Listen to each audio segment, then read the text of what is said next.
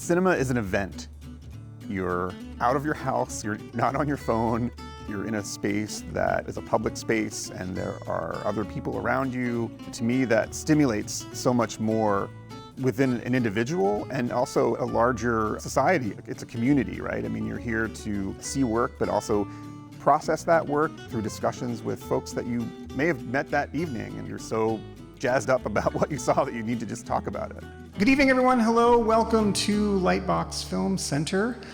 My name is Jesse Pyres. I'm the chief curator here. I feel like there's a moment when I'm introducing a film at least once a week where I'll say, like, this was at a time when this was happening, but I'll realize that this is still happening and this is still relevant and important, and these are topics that need to be discussed and films that need to be seen at this particular moment.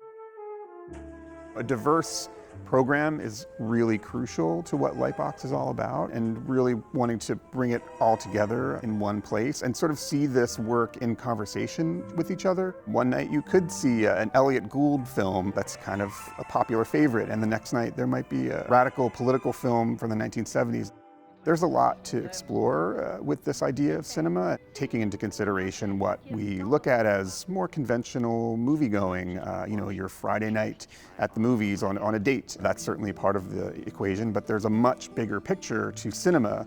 For me personally, I get really excited by the cinema that's sort of on the fringes, and to me that's where real art happens. And darkness was ignorant, along came Ra.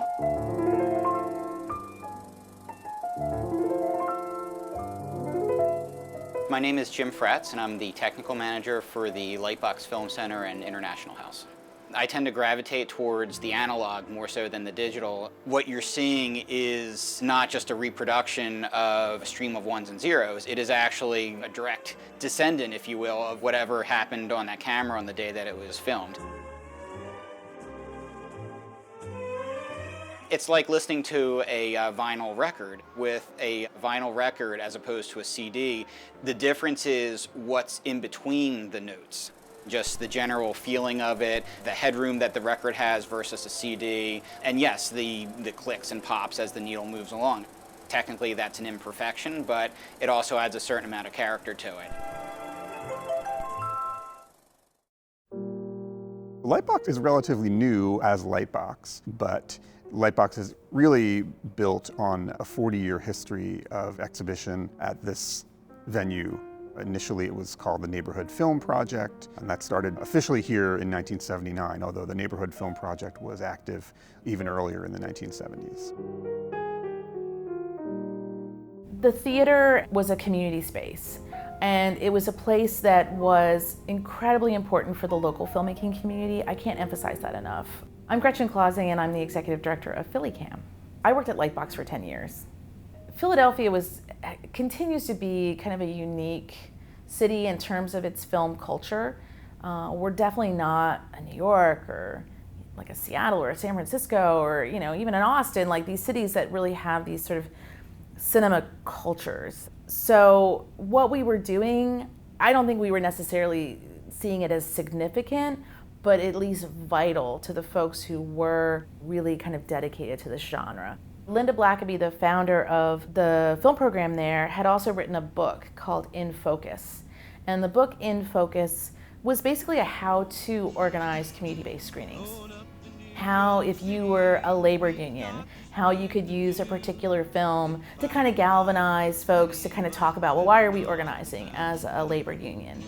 Which side are you on, boys? Which side are you on? It was also through the film programs there that I got to meet people that were using media as activists.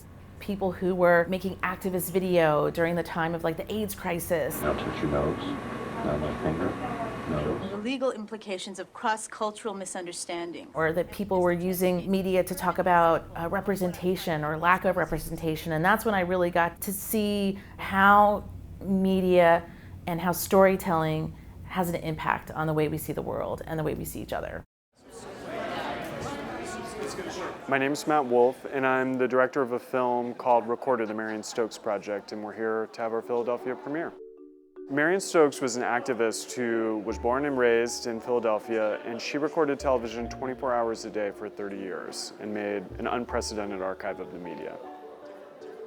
So often when documentaries play at kind of art house cinemas, there's not necessarily an audience who goes out and see them with Netflix and Amazon and all the streaming services now, but part of the kind of pleasure of making a film is the interaction with the audience and doing Q&As and getting to talk to people, and especially hearing their response and their feedback. And I think everybody knows that Lightbox is kind of the best home for independent and art house film in Philadelphia.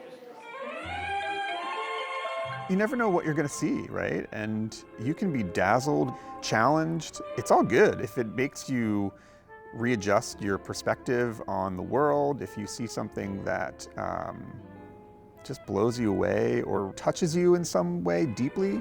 I think that's important. That's not to say that commercial cinema or Hollywood cinema doesn't do that, but there's a whole other world of possibilities with regard to filmmaking, and it's worth exploring.